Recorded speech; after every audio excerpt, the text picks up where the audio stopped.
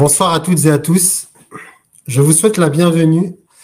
Encore merci à toutes celles et ceux qui se sont inscrits pour ce premier webinaire du Secours islamique France.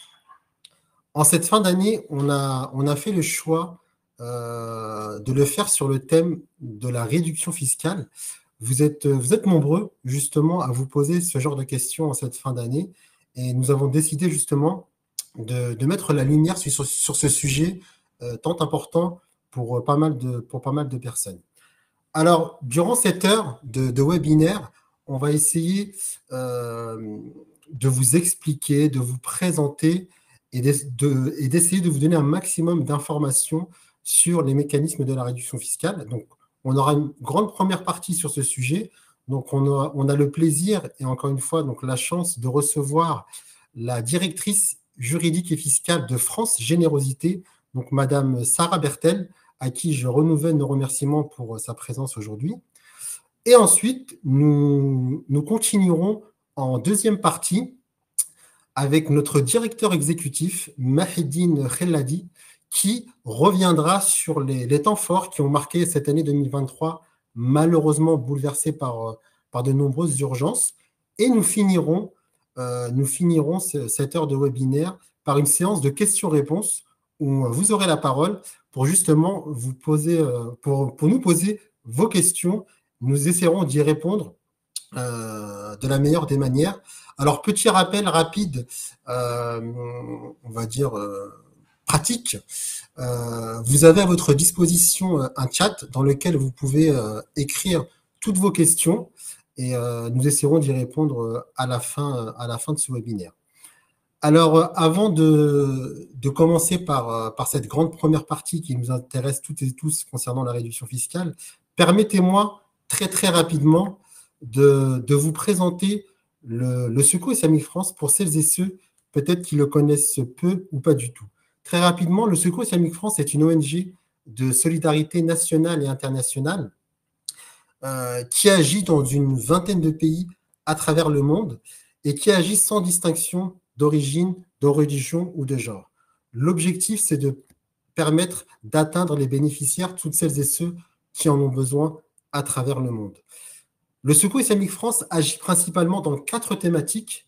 La première, l'eau, l'hygiène et l'assainissement. Donc, tous les projets qui concernent, par exemple, le forage de puits, la construction de latrines, par exemple, ou encore les séances de sensibilisation à l'hygiène. La deuxième thématique, tout ce qui concerne la sécurité alimentaire et les moyens d'existence. Donc, on parle ici de tout ce qui concerne l'aide alimentaire, tous les projets pour accompagner les bénéficiaires vers l'autonomie, par exemple le soutien aux agriculteurs ou encore les projets d'élevage. L'éducation et la promotion du bien-être de l'enfant également, c'est une thématique qui est chère au Secours islamique France, sur laquelle nous travaillons depuis de nombreuses années. L'objectif ici est de faire valoir justement les droits des enfants, le droit d'accès à l'éducation, à l'eau, le droit d'être protégé, etc. Et enfin, la mise à l'abri, temporaire ou semi-temporaire, donc tous les projets liés à la réhabilitation des maisons individuelles, à la réhabilitation d'abris collectifs pour pouvoir justement reloger les déplacés ou les réfugiés, par exemple. Donc, comme je l'ai dit tout à l'heure, une vingtaine de missions à travers le monde, soit en direct avec nos propres équipes sur le terrain, ou parfois, dans certains pays, on peut aussi s'appuyer sur des ONG locales pour justement permettre de mettre en place l'ensemble de nos projets. N'oublions pas la France aussi. C'est vrai que le Secours islamique France, depuis pas mal d'années, développe ses projets, ses dispositifs sociaux en France, notamment pour lutter contre l'exclusion et la précarité. Donc, ça part des projets comme les maraudes sociales ou alimentaires, les épiceries solidaires, la mise à l'abri pour les femmes seules, par exemple, ou encore les centres d'accueil de jour. Donc, tous ces projets qui sont menés pour essayer de tirer vers le haut ou aider vraiment les personnes en difficulté à s'en sortir. Rapidement aussi, en quelques chiffres, bien sûr, pour reprendre les principales idées évoquées jusqu'à maintenant. Voilà, le CIF, c'est 32 ans d'expérience de l'humanitaire terrain. C'est plus de 10 000 orphelins et plus de 80 000 aussi donateurs actifs. Peut-être certains sont parmi nous ce soir. Alors également aussi, ce qu'il est l'un des piliers du Secours islamique France, c'est la fidélité et la générosité de ses donateurs, en premier lieu, où le CIF voilà, peut compter sur les dons privés de particuliers, mais également de sociétés qui nous font confiance depuis pas mal d'années. Donc ça représente pas loin des 2 tiers de nos ressources financières. Et ces dernières années également, le Secours islamique France développe les subventions. Donc ce sont aussi d'autres ressources financières sur lesquelles le Secours islamique France s'appuie pour pouvoir mener des actions à l'international. Donc ça peut être des subventions qui viennent par exemple au niveau français, donc du centre de crise. On a aussi des fonds européens ou encore des fonds d'agences onusiennes comme par exemple le HCR, le Haut Commissariat aux réfugiés, ou encore le Programme alimentaire mondial. Donc, toutes ces ressources financières, ce sont elles qui nous permettent justement de mener nos actions en France et à travers le monde. Donner en toute confiance, c'est vrai que c'est aussi un élément important au Secours islamique France. Nous avons les donateurs qui nous font confiance et on se doit aussi en tant qu'organisme d'être redevable et de montrer aussi le sérieux et la rigueur en matière de transparence financière et de gestion, d'où le label Don en confiance que le Secours islamique France a depuis pas mal d'années. Et d'ailleurs, nous avons reçu encore cette année ce label. Et donc, c'est une manière aussi de montrer que le Secours islamique France fait des efforts en matière de gestion, en matière de rigueur. Nos comptes sont publics, sont certifiés aussi par des commissaires aux comptes. Donc, ils sont accessibles sur Internet, donc vous pourrez les consulter à tout moment. Alors, avant de donner la parole à Sarah Bertel de France Générosité, permettez-moi, pour faire la transition, de vous présenter, mais très rapidement, une étude qui avait été menée par l'Institut Curie en 2021 et qui fait le lien justement entre le don et l'incitation fiscale. Ici, l'idée, c'était trois problématiques qui étaient posées, notamment sur l'impact de la politique fiscale incitative sur le don, mais en fait, comment aussi était perçue l'incitation fiscale vis-à-vis des donateurs et quels risques derrière il pourrait y avoir en cas de baisse des incitations fiscales. Et j'ai retenu en fait sur l'étude trois principaux chiffres qui vont nous permettre justement de faire un peu cette transition avec le sujet qui nous réunit toutes et tous aujourd'hui. Dans cette étude, on a observé que 46% des Français pensent qu'une réduction fiscale plus importante les inciterait plus volontiers à donner. Donc on voit aussi que plus l'incitation est intéressante, plus justement le donateur est prêt encore à donner plus. 67% des Français considèrent les réductions fiscales pour les personnes qui les réalisent comme légitimes. Donc derrière, voilà, plus les gens donnent, plus ils considèrent que c'est légitime justement de bénéficier de réductions fiscales. Et enfin, on a 59% des donateurs qui déclarent qu'une baisse de leur réduction fiscale pourrait remettre en cause les dons qu'ils font actuellement. Alors, tout cela pour dire que finalement, même si effectivement ce n'est pas la première intention, l'incitation fiscale reste un élément important dans justement la démarche de faire un don en faveur des ONG humanitaires comme le Secours islamique France. Sans transition, je vais passer la parole à Sarah Bertel, justement, encore une fois, qui, je le répète, est directrice juridique et fiscale de France Générosité. Donc, elle va nous présenter la partie qui concerne la réduction fiscale ou comment maximiser l'impact de votre générosité. Je passe la parole à Sarah. Est-ce que vous m'entendez? Très bien. Merci beaucoup, Imed. Bonjour à tous, c'est ravi d'être avec vous ce soir. Donc pour vous parler de réduction fiscale et comment maximiser donc l'impact de votre générosité, pardon. Je vais juste partager mon document. Voilà, super, merci beaucoup. Hop. Est-ce que vous voyez bien le document? Super. Donc, nous allons pouvoir commencer. Donc, alors, hop. Tout d'abord, juste une présentation rapide de Franc Générosité, mais vous inquiétez pas, je ne vais pas m'étendre sur le sujet puisque c'est pas ça qui vous intéresse ce soir. Juste pour vous présenter ce que c'est que Franc Générosité, c'est un syndicat d'associations, fondations qui font appel à la générosité du public. Et donc, parmi nos membres, nous avons notamment le Secours islamique France. Nous avons 140, alors j'ai mis 140, mais en fait 141 depuis la semaine dernière, organisations membres, et qui représentent à peu près 7,8 milliards d'euros de ressources. Donc notre mission chez France Générosité, que je vous présente ici, c'est à la fois en tant que syndicat de défendre les intérêts de nos membres, donc défendre les intérêts du secteur de la générosité. C'est accompagner aussi nos membres avec des ressources diverses, avec des réponses juridiques, comme par exemple mon intervention ce soir. Et puis c'est de développer également la générosité du public, donc avec la diffusion de connaissances, la diffusion d'études et la réalisation même d'études telles que celles que vous avez évoquées juste avant. C'est pas notre étude, mais voilà, on pourrait faire ce type d'études également chez France Générosité. Donc voilà brièvement France Générosité. Et donc, revenons à notre sujet du jour. Je me permets, à titre préliminaire, de vous parler un peu de terminologie, puisqu'on entend beaucoup de choses. Vous lisez probablement beaucoup de choses également. Donc, je me suis dit que c'était pas mal de faire un petit point sur les différentes définitions qui encadrent, enfin qui entourent le sujet de la générosité. Donc, la première définition, c'est la question de la déduction fiscale.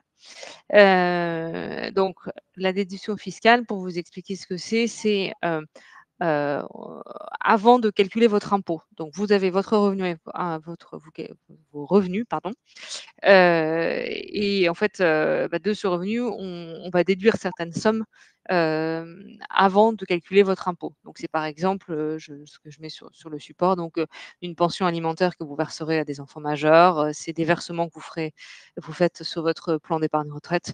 Voilà, donc ça, c'est la déduction fiscale, c'est avant calcul de l'impôt. Ensuite, il y a la question de l'abattement, alors qui est très proche en fait de la déduction fiscale. C'est on va par la loi en fait, pour le coup, va décider que il y a une fraction des revenus qui seront pas soumises à l'impôt. Donc typiquement, c'est vous recevez une donation, un leg dans le cadre d'une succession, eh ben, il y a une partie qui va pas être qu'on va considérer comme non fiscalisable.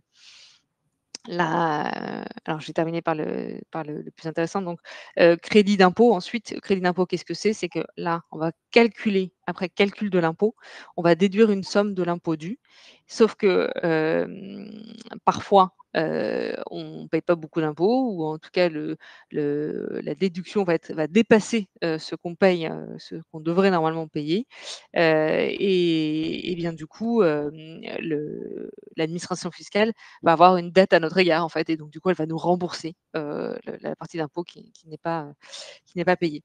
Et enfin, le dernier point qui vous intéresse ce soir, c'est la réduction d'impôt. C'est pour ça que je l'ai mis en bleu. C'est bien ça qui nous intéresse, c'est que nous, on se situe après, calcul de l'impôt et après avoir calculé l'impôt, on va déduire comme le crédit d'impôt, une somme de l'impôt dû, sauf que dans le cadre de la réduction d'impôt, elle ne s'applique que si on est redevable de l'impôt.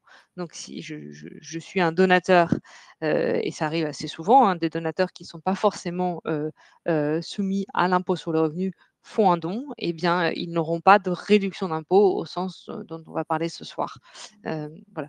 N'hésitez pas, alors je vois qu'il y a un chat, n'hésitez pas à poser des questions, hein, si je ne suis pas claire, bien entendu, et j'y répondrai à la fin de mon intervention.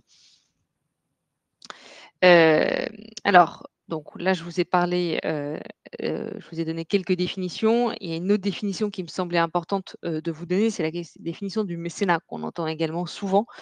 Alors le mécénat, si je vous ai remis la définition, qui est portée sur, le journal officiel, sur le lexique des termes économiques. Donc c'est le soutien matériel apporté sans contrepartie directe de la part du bénéficiaire à une œuvre ou à une personne pour l'exercice d'activités présentant un intérêt général. Donc, un soutien matériel qui peut prendre différentes formes. Ça peut être un don, ça peut être en numéraire, ça peut être un don en nature, ça peut même être du mécénat de compétences que vous connaissez peut-être. Donc, une personne, un salarié qui va se mettre à disposition d'une association, par exemple, pour réaliser une compétence spécifique, une mission spécifique. Il n'y a pas de contrepartie. Donc, quand on parle de mécénat, c'est bien quelque chose qui est fait sans attendre quelque chose en retour. Il y a véritablement un acte désintéressé, une volonté de se déposséder de quelque chose sans contrepartie. Et à une œuvre ou à une personne pour l'exercice d'activités présentant un intérêt général. Et la notion d'intérêt général, on la verra juste après. Donc, quand on parle de mécénat, en fait, il faut penser qu'en France, il y a un certain nombre de mesures fiscales intéressantes qui sont donc des réductions d'impôts que je viens d'évoquer juste avant. Et là, je vous cite du coup les références légales, donc les articles 200 du Code général des impôts pour les personnes physiques, l'article 238 bis pour les personnes morales et l'article 978 pour les personnes qui sont soumises à l'impôt sur la fortune immobilière. Et les autres incitations fiscales liées au mécénat sont celles qui concernent l'exonération des droits de mutation à titre gratuit, c'est-à-dire que quand il va y avoir un don, en principe, l'État va passer par là pour ponctionner un petit peu cette opération. Eh bien non, dans le cadre d'un don, d'une donation ou d'un legs, il y a exonération de ces droits de mutation. Et donc, tous ces avantages fiscaux qui, vous le savez peut-être, sont assez intéressants si on compare avec non seulement nos voisins européens, mais aussi au niveau international. Donc, c'est une spécificité française. Donc, ces mécanismes, ils sont conditionnés par le caractère d'intérêt général que doivent présenter les activités financées par ces dons. Et puis, elles sont conditionnées également par le fait que ces activités doivent être exercées en France, sauf cas particuliers qui sont notamment l'humanitaire pour ce qui concerne le CIF et la protection de l'environnement. Voilà pour la définition du mécénat. Et vous l'avez compris, la notion d'intérêt général est également importante. Et donc, je la détaille juste après. L'intérêt général, c'est quoi? Alors, vous le connaissez dans le langage courant, c'est l'intérêt collectif de la société, mais au sens fiscal, ça a une définition bien précise. L'intérêt général signifie qu'il faut être géré de manière désintéressée, il ne faut pas exercer d'activité principale lucrative, il ne faut pas fonctionner au profit d'un cercle restreint de personnes. C'est ça la notion d'intérêt général au sens fiscal, et qui permet donc de bénéficier des avantages fiscaux qu'on a évoqués juste avant. Et en plus de tous ces 3 critères-là, il faut présenter un caractère philanthropique, éducatif, scientifique, humanitaire, sportif, familial, culturel, etc. Voilà, donc tout ça, ce sont les conditions pour pouvoir faire un don qui puisse être éligible aux avantages fiscaux que j'ai évoqués. Et alors, si on s'en tient au secours islamique, comme l'a rappelé Imed, donc le secours islamique a bien un objet à caractère social et humanitaire. Il est géré de manière désintéressée, donc on a des administrateurs élus qui ne sont pas rémunérés ou qui sont rémunérés sur certaines limites. On a une activité qui vise à aider les plus démunis, notamment les maraudes avec les distributions de repas, les actions humanitaires aussi, notamment dans le cadre de l'urgence, et qui vise à protéger aussi les droits fondamentaux. Donc, ce sont des activités qui ne sont pas absolument pas réalisées par des entreprises lucratives. Et puis, le CIF est ouvert à tous, sans discrimination. Et un petit plus aussi côté CIF, c'est qu'en fait, le CIF est reconnu d'assistance et de bienfaisance. Ce qui a deux conséquences, vous l'aurez compris. La première, c'est évidemment que le CIF peut recevoir des dons qui sont éligibles à l'avantage fiscal. Le CIF peut également recevoir des legs qui sont également peut recevoir des legs, donc dans le cadre d'une succession, dans des conditions fiscales avantageuses. Voilà. Alors, du coup, venons-en du coup à la question des avantages fiscaux en pratique. Je vous ai dit qu'ils existaient, mais je ne vous ai pas dit en quoi ils consistaient. Alors, le principe, c'est quand je fais un don, que je peux avoir des avantages fiscaux et ces avantages fiscaux, ils s'élèvent dans le cas général, à 66 du montant du don. Il y a toutefois un plafond et ce plafond, c'est 20 du revenu imposable, sachant que si on dépasse ce plafond, on peut reporter sur les années suivantes. Et la forme du don, comme je l'évoquais jusqu'avant quand je vous définissais le mécénat, le don, ça peut être un don en numéraire, donc de l'argent sonnant et trébuchant. Euh, enfin, disons que c'est peut-être pas sonnant et trébuchant, puisque la plupart du temps, c'est sous forme de virement, mais enfin bon, voilà, de l'argent. Mais ça peut être également en nature. Donc, ça peut être un ordinateur, ça peut être des dons alimentaires, ça peut être des vêtements, et ça peut être aussi du mécénat de compétences. Voilà. Donc, je vous ai donné quelques exemples pour que ça soit un peu plus parlant. Donc, on va imaginer que mon revenu imposable, il est de 60 000 €. Je fais un don de 450 €, donc très simplement, ma réduction d'impôt sera égale à 450 €, 66 de 450 €, ce qui fait 297 € si je ne me suis pas trompée, dans mes calculs. Un deuxième exemple, toujours un revenu imposable de 60 000 €. Je fais un don de 13 000 €. Sauf que 13 000 €, c'est supérieur à 20 de 20 000, pardonnez-moi, il y a une petite coquille, 20 de 60 000, excusez-moi. Et donc je ne peux pas défiscaliser la totalité des 13 000. Je vais défiscaliser qu'une partie. Donc je vais défiscaliser 12 000 €, qui correspond au seuil de 20 du revenu imposable. Et donc ça va être une réduction d'impôt de 7 920 €. Et puis le reste, donc les 1 000 € que je n'ai pas défiscalisés cette année, je les défiscaliserai l'année suivante. Voilà. Hem Il y a un cas, particulier qui concerne particulièrement le CIF, à savoir les réductions d'impôt égales à 75 du montant du don. Donc là, on est un peu plus élevé, donc c'est pas 66-75 et là, il y a pas de seuil lié à votre, revenu imposable. En revanche, il y a un seuil de 1 000 €, un plafond de 1 000 € en fait. Donc, on peut faire un don jusqu'à 1 000 € et ce don, il sera éligible à une réduction d'impôt de 75 du montant du don. Et si on dépasse ces 1 000 €, alors, on passe au cas, général qu'on a évoqué juste avant, de 66 de réduction d'impôt, de montant du don, pour la réduction d'impôt. Je vous précise juste en dessous, quels sont les versements, les dons qui sont éligibles. En fait, ce sont les versements qui sont effectués au profit d'organismes sans but lucratif qui procèdent à la fourniture gratuite de repas à des personnes en difficulté, qui contribuent à favoriser le logement de ces mêmes personnes et puis qui procèdent à titre principal à la fourniture de soins, donc pour ces personnes, dont j'ai listé, donc un certain nombre de soins, donc enfin, des professions médicales plus généralement, mais aussi des professions paramédicales, des dentistes aussi et des prothésistes. Voilà. Donc c'est vraiment là pour le coup le CIF s'inscrit dans cette situation puisque comme l'a rappelé Imad, il y a toute une partie d'aide aux personnes en difficulté. Alors attention, sur ce seuil de 1 000 €, vous avez peut-être entendu plusieurs choses également. Heu, A priori, il était, applicable jusqu'au 31 décembre 2023. Fort heureusement, ce seuil, a été prolongé, jusqu'en 2026 par le projet de loi de finances pour 2024.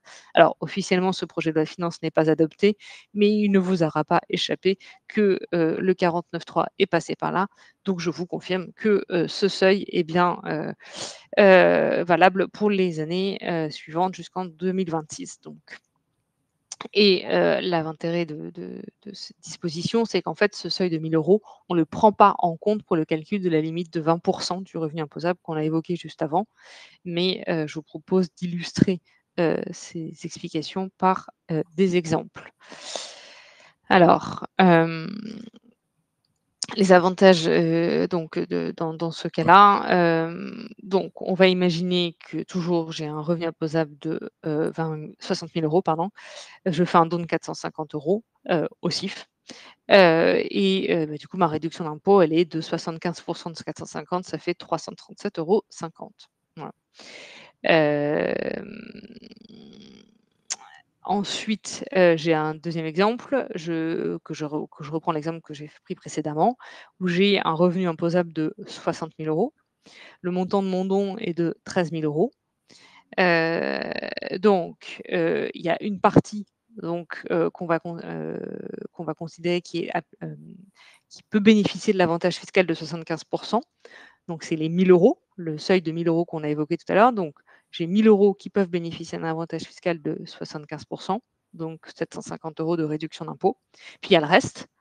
Hem, donc les 12 000 qui restent, eh bien, là ils vont bénéficier de l'avantage, enfin on va appliquer la réduction d'impôt de 66, donc ce qui fait 7 920 € et donc on va accumuler les 2, ça fera 8 670 €.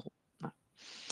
Heu, je prends un autre exemple, où là, j'ai, donc un revenu imposable de, 60 000 € toujours et là je fais un don de 13 500 €, petite subtilité. Donc comme précédemment, je vais avoir 75 de réduction d'impôt sur les 1 000 €, donc 750 € et puis, les 66, ils vont s'appliquer sur le reste, sur les 12 500 €. Sauf que, 12 500 €, c'est plus que 20 du revenu imposable. Et bien, du coup, je vais donc, appliquer cette réduction d'impôt, uniquement sur les 12 000 € et les 500 € restants, seront reportés, l'année suivante. Donc vous l'aurez compris, on applique donc ça fait 7 920 € de réduction d'impôt plus 750. Donc ce qui fait, si mes calculs sont bons, 8 670 €. Voilà. Voilà pour, les exemples concrets, de réduction d'impôt. Donc vous l'aurez compris, voilà, le CIF, compte tenu de ses activités, peut recevoir des dons éligibles à une réduction d'impôt, de 75 du montant des dons, avec un seuil de 1 000 €, qui est prolongé, donc ce seuil, jusqu'en, 2026, et seuil qui n'est pas à prendre en compte dans, le plafond de 20 du revenu imposable.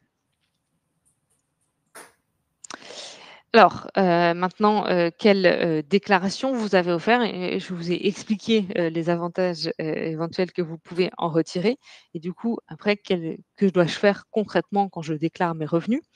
Alors, j'ai supposé que la plupart d'entre vous faisaient votre déclaration en ligne, donc je ne parle que de la déclaration en ligne. Donc ça se situe dans l'étape 3 de la déclaration en ligne et dans la partie charges, il y a une rubrique qui s'appelle réduction et crédit d'impôt. Et là, alors soit on se situe dans la case, 7 UF pour le cas général que j'ai évoqué juste avant, donc les 66 du montant du don, d'avantage fiscal. Soit on se situe dans le cas particulier, donc le cas du CIF avec, la case 7 UD. Et donc là, on va reporter simplement le montant du don que vous avez fait. Si ce montant dépasse 1 000 €, le surplus sera automatiquement, ajouté à la case 7 UF. Comme quoi les choses sont bien faites. Donc il y a pas, voilà, donc vous, si vous faites un don au CIF, vous indiquez le montant sur la case 7 UD et si ce montant dépasse 1 000 €, ça sera automatiquement reporté sur la case du cas général, de, 66 du montant du don, de réduction d'impôt. Hem, sur le prélèvement à la source, vous allez me dire: «OK, donc vous faites vos déclarations, mais concrètement, quand je vais être prélevé à la source, comment ça se passe?»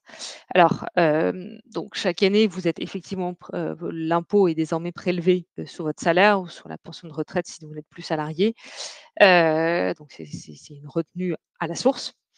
Hem, ou alors sur votre compte bancaire éventuellement si vous avez des acomptes de prélèvement à la source et bien, on va prendre en compte évidemment vos réductions d'impôt. Alors il y a 2 cas à distinguer, soit vous êtes nouveau donateur, donc au printemps de l'année N, vous avez déclaré vos revenus de l'année N-1, et donc vous allez déclarer notamment les dons que vous avez pu faire en N-1 et du coup à l'été N, à l'été suivant, il va y avoir une régularisation et donc l'administration fiscale n'ayant pas eu connaissance de ce don auparavant, elle va vous rembourser éventuellement le trop perçu. Hem et donc elle va prendre en compte ce don, sur, les revenus passés. On va se situer après dans un deuxième cas ou dans l'année suivante, en fait, où vous êtes, désormais un donateur connu, de l'administration fiscale et donc en fait, en janvier, l'administration fiscale va, vous faire un acompte, de cette réduction d'impôt. Elle va considérer que vous avez fait le même don que l'année dernière et donc du coup, elle va vous faire un acompte de cette réduction d'impôt de 60. Au printemps de l'année N, vous allez déclarer vos revenus sur l'année N-1 comme précédemment et là, l'administration fiscale, donc va avoir connaissance de la réalité de vos dons et donc elle va régulariser à l'année N. Soit elle va vous, verser enfin elle va poursuivre, en fon si vous avez fait le même don en fait, bah, du coup l'administration fiscale va, effectivement, heu, prendre en compte la réduction d'impôt, enfin finaliser la prise en compte de la réduction d'impôt, les 40 restants, en septembre. Hem et puis, elle va éventuellement vous rembourser, si, il y a un trop perçu et puis elle va éventuellement ajuster surtout, cette réduction d'impôt si vous avez donné plus que l'année, précédente. Voilà. Voilà pour les déclarations en qualité de personne, physique.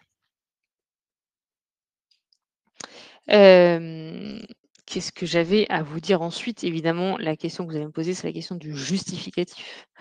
Alors, il y a un reçu fiscal, qui vous est remis, par le CIF, que vous n'avez pas à fournir quand vous faites votre déclaration en ligne. En revanche, vous avez bien entendu à conserver, ce reçu parce que si jamais l'administration fiscale vient contrôler chez vous, les avantages fiscaux que vous avez déclarés, sur votre déclaration, en ligne, eh bien, il faut que vous puissiez le justifier et donc c'est vraiment à conserver, chez vous en format numérique ou papier, les 2 se tiennent, et la durée de conservation, elle est ajustée au regard, en fait, du délai de reprise de l'administration fiscale. C'est-à-dire que l'administration fiscale peut contrôler, vos déclarations, jusqu'à la fin de la 3e année qui suit celle au titre de laquelle l'imposition est due.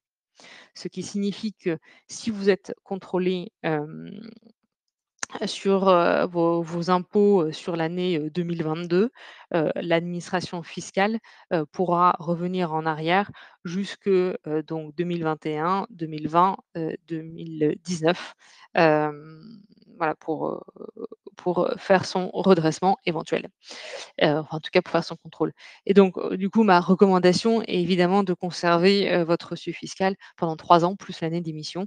Donc si, le CIF a émis un reçu fiscal pour le don que vous avez fait en 2023, je vous recommande de conserver, ce reçu fiscal jusqu'en, 2024-2025-2026. Voilà. Peut-être que vous vous interrogez, sur, ce reçu fiscal et sa conservation, qui est lié en fait au slide suivant que je vous mets, sous les yeux. Heu, voilà la forme que peut prendre le reçu.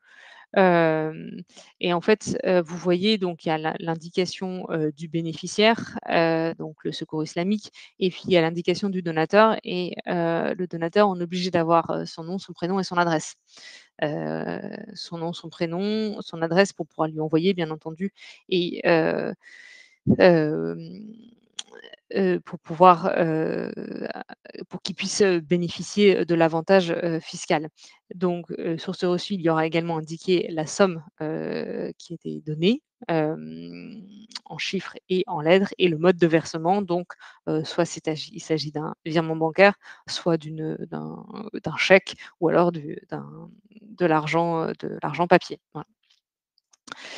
Hem, voilà donc un modèle et donc vous l'aurez compris, il y a des ques on a besoin de vos données pour les besoins de l'édition de ce reçu fiscal, heu, ce qui n'implique pas, forcément que vos données sont reconservées ad vitam aeternam par, le CIF. Hem, les données seront conservées, sur ce reçu fiscal, pendant 10 ans puisque, le CIF a également des obligations comptables de son côté. Et s'agissant d'une pièce comptable, il devra, conserver, ce document pendant 10 ans. Voilà. Hem, voilà pour les aspects, RGPD. Hem, voilà. Qu'est-ce que je peux vous dire d'autre? Effectivement, peut-être que certains d'entre vous, qui nous écoutent sont également, entrepreneurs et s'interrogent, ou chefs d'entreprise et s'interrogent sur les avantages éventuels, qu'il peut y avoir à donner, au CIF. Alors je vous ai rappelé ici, les règles. Donc si votre don, est inférieur à 2 millions d'euros. Dans ce cas, la réduction d'impôt pour l'entreprise, la réduction d'impôt sur les sociétés est égale à 60 du montant du don. Si votre don est supérieur à 2 millions d'euros, la réduction d'impôt est égale à donc à 40 du montant du don. Et le plafond, il y a un plafond comme il y en a pour les donateurs particuliers, il y a un plafond de 20 000 € ou de 0,5 du chiffre d'affaires. Sachant que si on déplace ce plafond, le report est possible sur les 5 exercices suivants. Il y a une petite exception à cette règle que je viens de vous rappeler, c'est, pour les dons au profit des organismes sans but lucratif qui donc, aident, les personnes, en grande précarité, donc comme c'est le cas, du CIF. Eh bien, ces dons, alors non, ils ne vont pas bénéficier d'une réduction d'impôt spécifique. En revanche, ils ne seront pas pris en compte pour l'application du seuil de 2 millions d'euros. Voilà, pour les dons aux entreprises. Donc c'était, voilà, c'est toujours une réduction d'impôt, 60 du montant du don si on a un don inférieur à 2 millions et 40 si c'est supérieur à 2 millions. Et donc, avec un report possible comme pour les personnes physiques sur les 5 exercices suivants. Voilà, donc j'en ai terminé, sur, ma présentation, mais peut-être avez-vous des questions? J'ai entendu, je crois, des petits bips, donc voilà. Alors, oui, effectivement. Alors, Sarah, si ça ne vous dérange pas pour Mmh. poursuivre la présentation, on prendra les questions à la fin. D'accord, très bien, évidemment. Voilà. Donc, il y en a effectivement, il y en a quelques-unes et on tâchera d'y répondre à la fin. Bon, bah, du coup, sans transition, je vais passer la parole et encore une fois, merci beaucoup pour toutes ces Avec précisions, plaisir, avec plaisir. et ces détails Merci à sans vous pour votre transition. invitation. Et donc, maintenant, je vais passer la parole à Mahedine Kheladi qui va revenir encore une fois sur, sur l'ensemble, ou en tout cas quelques exemples de projets menés en 2023 et essayer de tenter en tout cas de se projeter sur 2024.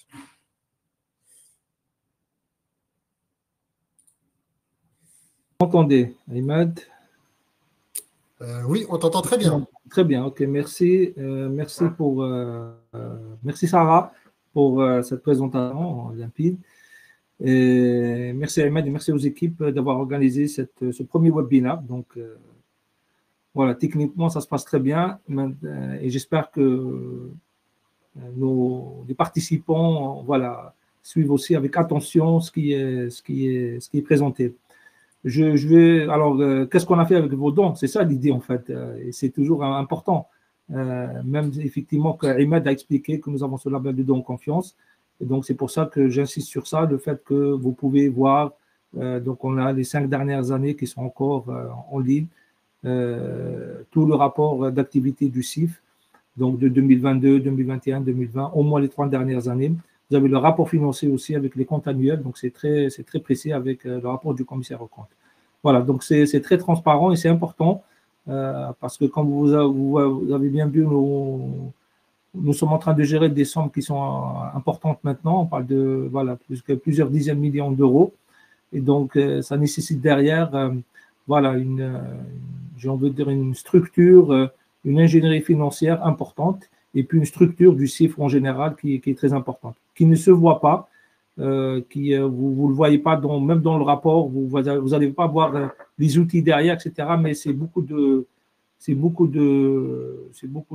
développement en interne et de gestion. Voilà, tout ça, cette rigueur, c'est-à-dire voilà, le don, lorsqu'il arrive, il faut le suivre depuis son arrivée, l'émission du reçu fiscal que vous recevez une fois par an, jusqu'à l'exécution de cet euro. Et l'idée, c'est ça tourne autour de ça. Donc 2023, en général, comme on le fait souvent, on parle beaucoup des grandes urgences qui ont marqué l'année. Et cette année, exceptionnellement, on a eu quand même 4 grandes urgences. Quand je dis grandes, c'est même très grandes urgences, c'est-à-dire des catastrophes naturelles ou des catastrophes liées à l'ombre, comme des fois on aime l'appeler.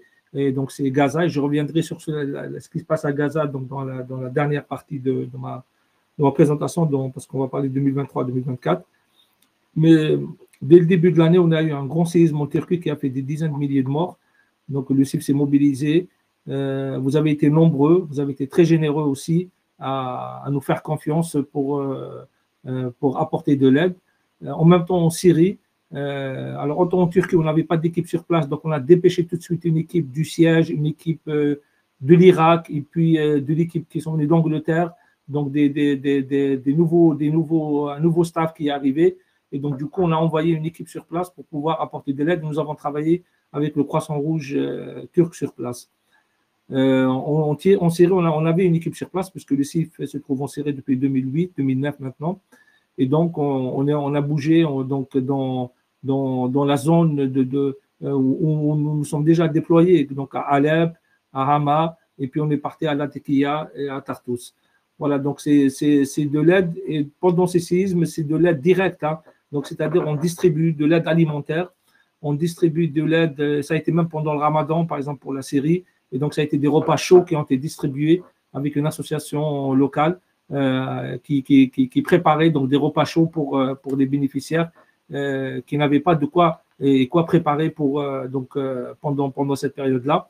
Et puis, on peut faire aussi de l'aide d'hygiène, et c'est important, l'hygiène, tout ce qu'on appelle, nous, donc les non-food items, donc l'aide non alimentaire. Et c'est ce que nous avons fait au Maroc. Au Maroc, après, c'était vraiment à la fin des vacances. On va dire, des gens encore quelques-uns étaient en vacances. Et puis, il y a eu le séisme qui a frappé le pays, donc du côté de Marrakech. Donc, une grande mobilisation du CIF parce que le CIF est présent là-bas avec un partenaire local. Nous avons dépêché une grande mission, une grande équipe sur place. Et là, effectivement, le CIF,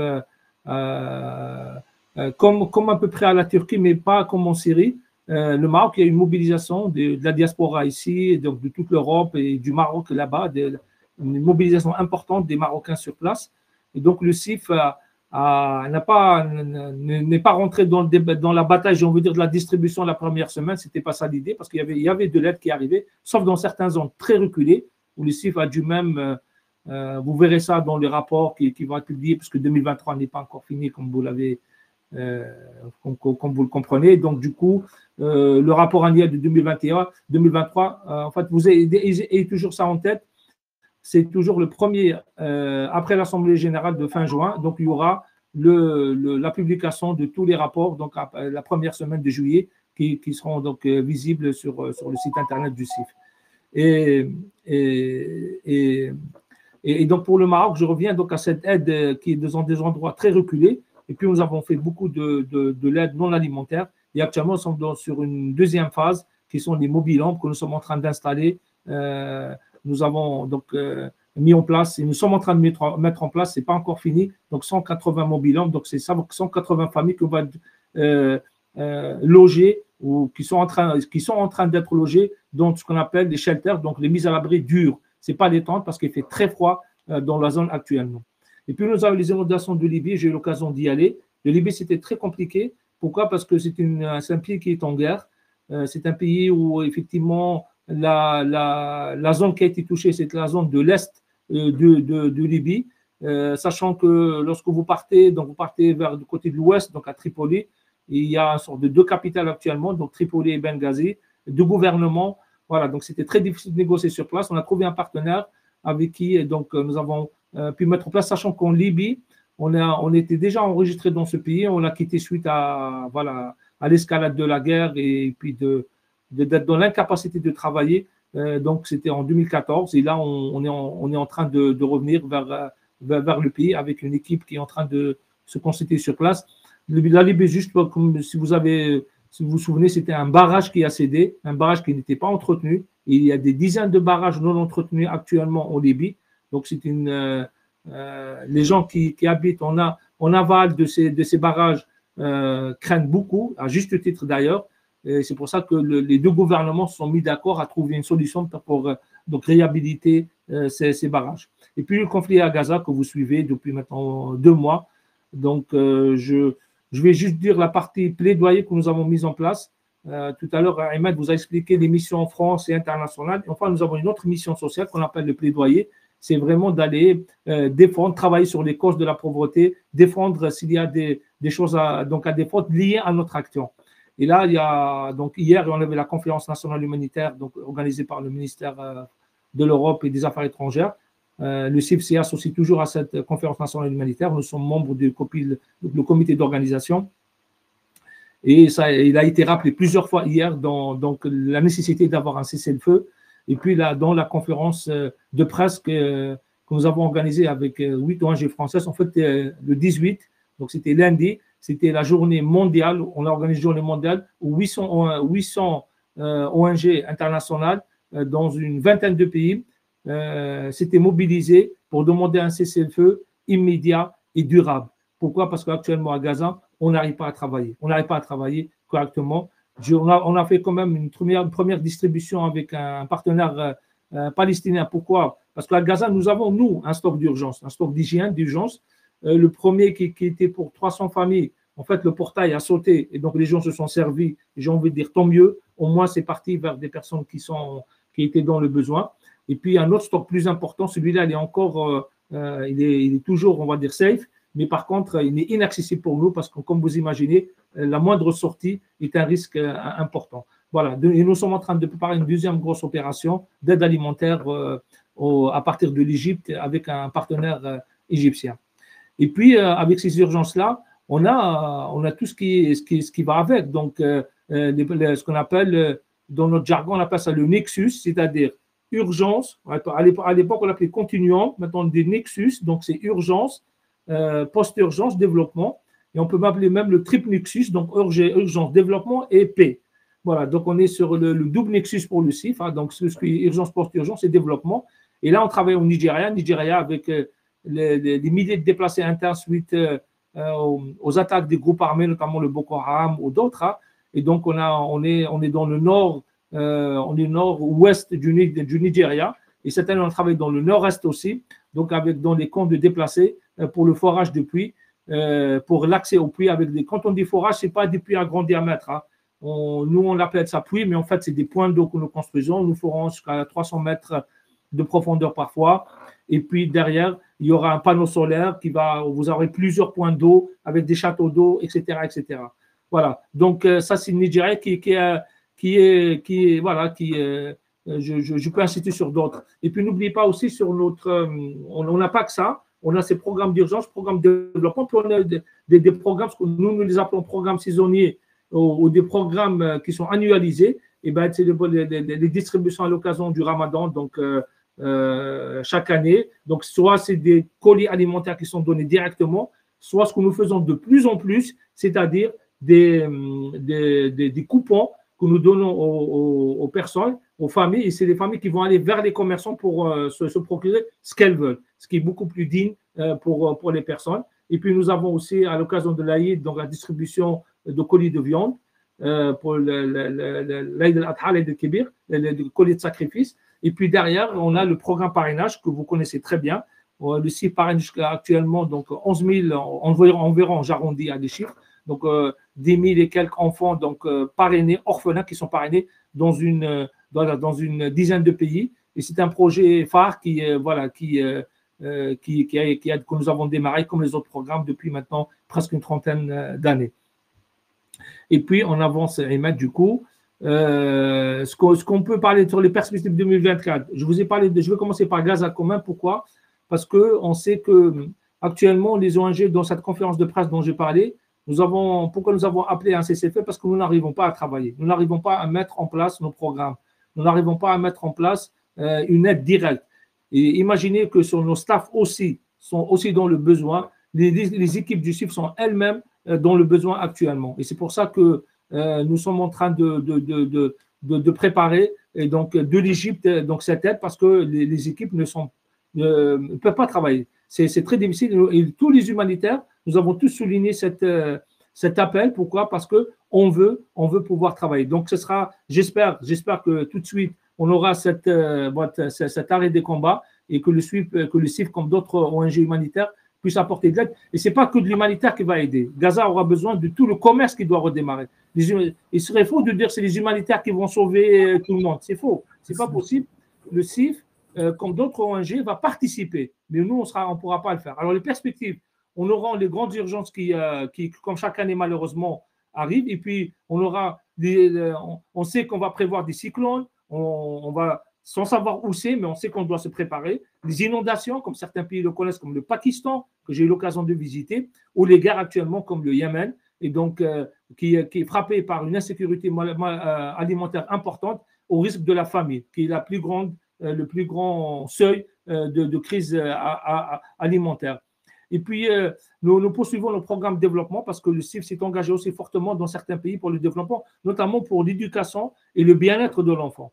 Et je voulais juste insister sur ça, sur des programmes que nous avons mis en place. Malheureusement, avec ce qui se passe actuellement au Sahel, c'est très difficile avec l'aide publique au développement, l'aide française qui s'est arrêtée dans certains pays comme le Mali, comme le Burkina Faso. Donc, nous sommes en train de reprendre seuls ou avec d'autres partenaires, donc des activités que nous avons démarrées depuis maintenant 8 ans. Et c'est important pour nous de sauver et de donner cette perspective aux enfants. Donc, dans l'enfance, le CIF s'occupe effectivement du parrainage, comme j'ai parlé, mais aussi il y a ce volet protection, ce volet éducation qui est important. Et donc, voilà, donc c'est le CIF qui développe sa capacité opérationnelle chaque année, qui met en place, qui développe ses équipes sur place, nous travaillons avec des équipes sur place ou avec des partenaires. Donc, ça, il faut savoir que le CIF, il a préféré ce choix d'opérationnalité directe.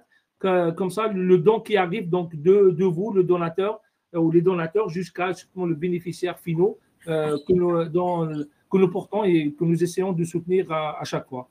Je ne sais pas s'il y a un autre slide. Voilà, donc je vous remercie pour votre attention et merci. Merci Mahaline pour d'être revenu sur cette année et aussi de se projeter sur 2024 qui effectivement, par rapport à tout ce que tu as dit, le Secours Islamique France se prépare.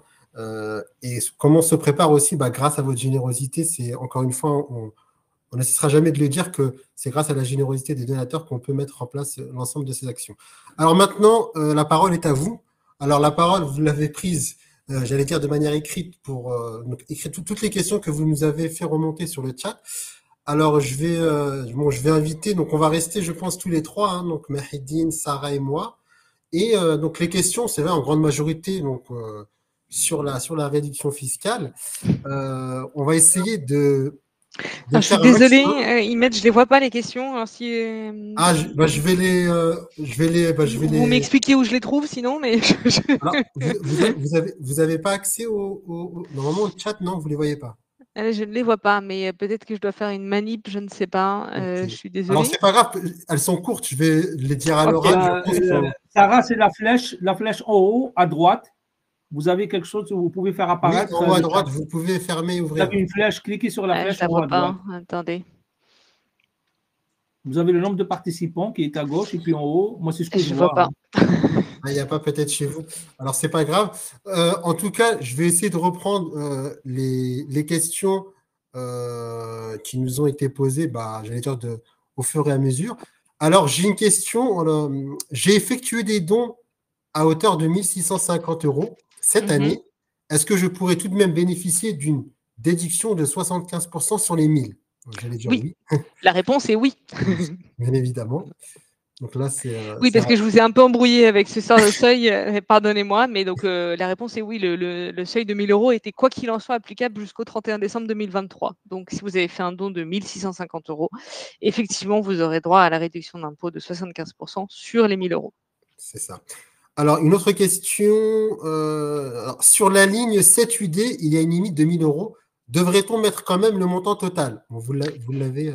Oui, alors effectivement, vous mettez le montant total des dons que vous avez fait au CIF et ça sera automatiquement reporté sur la ligne 7UF. C'est ça. Alors, il y a une autre question où la personne, alors là, c'est plutôt lié aux entreprises. Je ne comprends pas le plafond dans le cas des entreprises. Dons supérieurs ou inférieurs à 2 millions d'euros et plus. Alors, en fait, ça date de 2021, je crois. Jusqu'à présent, il n'y avait pas de plafond, en fait. Quel que soit le montant du don que faisaient les entreprises, c'était une réduction d'impôt égale à 60% du montant du don. Désormais, on a limité un peu les avantages fiscaux. Et du coup, si une entreprise fait un don, fait des dons de plus de 2 millions d'euros, donc au global, hein, eh bien, la réduction d'impôt serait égale à 40% et non pas 60%. Donc, si vous dépassez 2 millions d'euros de dons. Voilà. En revanche, dans ce seuil de 2 millions d'euros, qui est déjà assez conséquent quand C'est même, déjà pas mal. voilà, c'est déjà pas mal. Donc, si le CIF a 2 millions d'euros, je serais très heureuse pour le CIF. Voilà. Effectivement. Mais notez que dans ce seuil de 2 millions d'euros, on ne prend pas en compte en fait, les dons que vous feriez au CIF pour ces activités donc au profit des personnes en grande précarité. Voilà. Alors là, j'ai une autre question aussi. Alors, c'est écrit. Alors, bonsoir. Le fisc donc, a refusé ma déduction de 1 000 euros à la ligne 7UD et a tout reporté sur la zone à déduction à hauteur de 66%.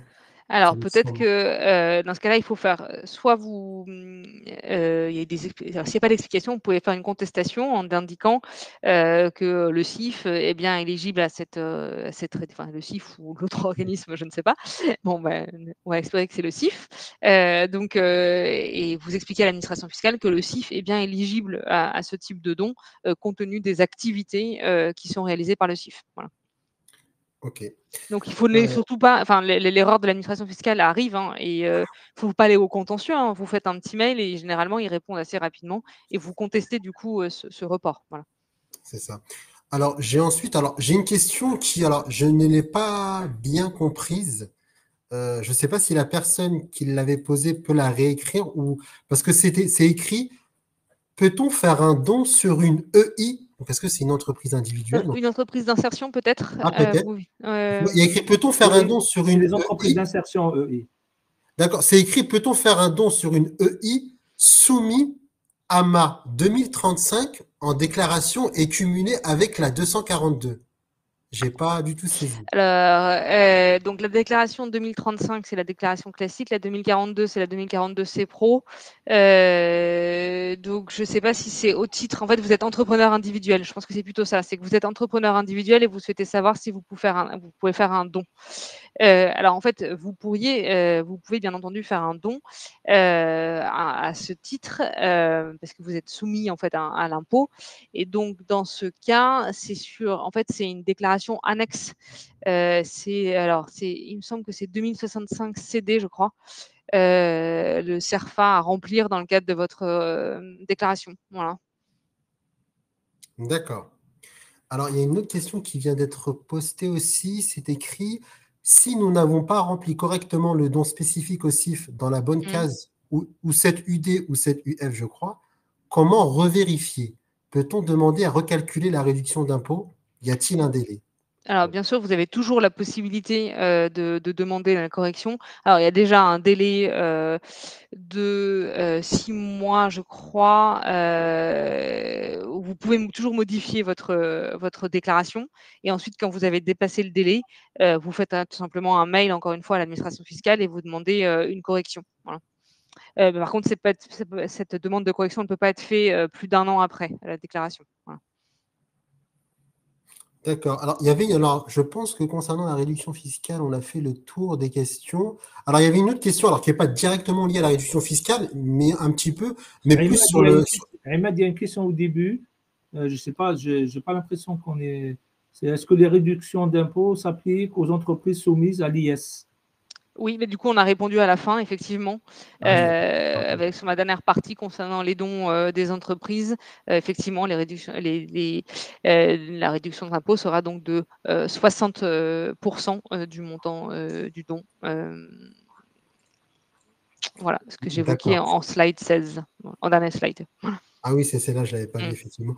Il y avait une autre question, je ne sais pas si peut-être Mahedine pourrait y répondre. C'est concernant donc, une personne qui nous. Voilà. Quid de la protection des données des donateurs? Donc là, c'est plutôt lié à la RGPD. Ouais. Et il y avait une question avant, j'ai perdu mon reçu fiscal. Il suffit de demander au CIF un duplicatant et on vous l'envoie. C'est celui-ci. C'est pour d'autres organisations, d'autres organismes, je pense. Oui, c'est ça. Pareil. On a perdu, oui. On peut demander un duplicateur, surtout n'hésitez pas à le faire. Hein. Ouais, on pourra vous l'envoyer rapidement par mail. Il y a pas de, il y a Alors, pas de souci. l'RGPD, ça c'est très strict chez nous. On a, comme la loi l'exige, donc un délégué à la protection des données, donc un DPO, avec même un comité ad hoc qui tourne autour de lui. Hein, donc, le DPO plus le chargé de tout ce qui est informatique et puis tout ce qui est relations donateurs. Et donc, ces trois-là donc, constituent l'équipe pour nous de protection de données s'il y a telle ou telle chose. Donc, il est joignable là sur dpo@secours-islamique.org et il reçoit chaque mois, je ne sais pas, 200, 300 mails, des gens qui lui parlent de tel sujet ou tel sujet, des choses comme ça. Donc, vraiment, il est sous mon autorité directe. Donc, il est autonome par rapport à toutes les, aux services qui s'occupent de la gestion de la relation donateur, que ce soit l'informatique ou la relation donateur avec vous. Il est vraiment autonome et cette protection de données, j'ai envie de dire, on suit scrupuleusement la loi là-dessus. Donc, il n'y a aucune ambiguïté là-dessus. Voilà.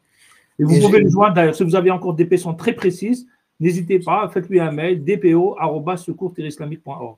Alors, on va bien. Ouais. Merci Mahdi, on va bientôt arriver à la fin de ce webinaire. Juste une dernière chose, il y a une personne aussi qui a existe-t-il une calculette pour simplifier les calculs des réductions?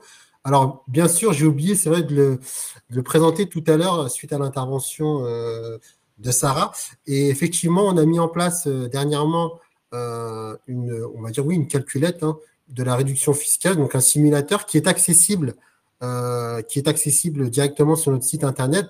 D'ailleurs, je vais demander à mes collègues de le mettre sur le chat pour pouvoir y accéder. Et là, je partage mon écran. Si vous le voyez tous, ça ressemble à ça. Donc, normalement, vous voyez mon écran, c'est ça? Oui. Donc voilà, c'est un calculateur assez simple, assez intuitif, où en fait, en gros, voilà, vous mettez votre revenu imposable, le montant de vos dons. Donc, si je reprends l'exemple de tout à l'heure, si je ne dis pas de bêtises, c'était ça. Voilà. Votre exemple et le résultat là, que Sarah nous avait partagé sur le droit des 8 670 € auxquels vous avez droit. Donc, c'est un simulateur simple. Vous pouvez y aller quand vous le souhaitez. Et pareil, pour aller plus loin, vous avez aussi une autre partie un peu plus détaillée par rapport à voilà, si vous savez grosso modo combien vous payez d'impôts, etc. Donc, c'est un peu plus complet, un peu plus détaillé. Donc, n'hésitez pas à y aller. En tout cas, encore une fois, je vous remercie. Je remercie encore les intervenants. Donc, Sarah, de s'être rendue disponible ce soir pour nous faire cette présentation. Mahedine également. Et aussi l'ensemble des participants pour votre présence. Ahmed, je vois juste quelqu'un qui réagit sur les entreprises et l'histoire des 2 millions. Ce n'est pas dans un webinaire qu'on pourrait répondre spécifiquement à des questions un peu complexes. Donc, vous pouvez vous rapprocher ou si vous pouvez nous poser la question directement, on verra si nous, on pourra se saisir. Mais parce que dans le chat, il faut expliciter vraiment la situation. Parce que je vois qu'il y a encore une question sur laquelle peut-être pour les dons d'entreprise, c'est un peu plus complexe que le don des particuliers. Et donc, peut-être voir ça, Ahmed, une prochaine fois, comment on peut creuser ça aussi. Voilà. Et puis, Matt, vous me passerez la question, Ahmed. Et puis, voilà, et puis Sarah. N'hésitez pas à contacter Ahmed. Je colle la patate chaude, je lui envoie. Voilà. Donc, mais encore une fois, que ce soit les questions sur la réduction fiscale ou sur nos projets, nous avons toujours le service donateur au 01 60 3x14 pour répondre à vos questions. Donc, si c'est très spécifique, on se chargera d'aller chercher l'information et de revenir vers vous pour vous donner la réponse. Et encore une fois, je le rappelle, ce webinaire, c'est le premier, on l'espère, d'une longue série en 2024 où on va essayer justement régulièrement d'organiser différents webinaires sur différents sujets d'actualité, de projets, etc. Et j'espère qu'on vous retrouvera pendant tous ces webinaires.